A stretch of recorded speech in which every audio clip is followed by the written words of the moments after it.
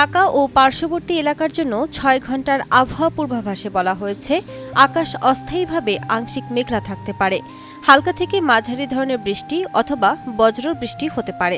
২৮ জুলাই সোমবার সকাল ৭টা থেকে পরবর্তী ৬ ঘন্টার পূর্বাভাসে আরও বলা হয়, এ সময় দক্ষিণ অথবা দক্ষিণ পূর্ব দিক থেকে ঘন্টায় ১০ থেকে ১৫ কিলোমিটার বেগে বাতাস বয়ে যেতে পারে।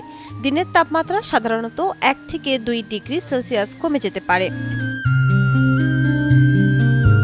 এদিকে ঢাকা সহ সারা দেশে টানা বৃষ্টিপাত অব্যাহত আছে। বৃষ্টিপাতের প্রবণতা আরও বাড়তে পারে বলে জানিয়েছে আবহাওয়া অফিস। আবহাওয়া অধিদপ্তরের এক বিজ্ঞপ্তিতে বলা হয়, ২৮ জুলাই সোমবার সন্ধ্যা ৬টা থেকে পরবর্তী ২৪ ঘন্টা ঢাকা, খুলনা, বরিশাল, চট্টগ্রাম ও সিলেট বিভাগের অধিকাংশ জায়গায় এবং রংপুর, রাজশাহী ও ময়মনসিংহ বিভাগের অনেক জায়গায় অস্থায়ীভাবে দমকা হাওয়া সহ হালকা থেকে মাঝারি ধরনের বৃষ্টি অথবা বজ্রসহ বৃষ্টি হতে পারে।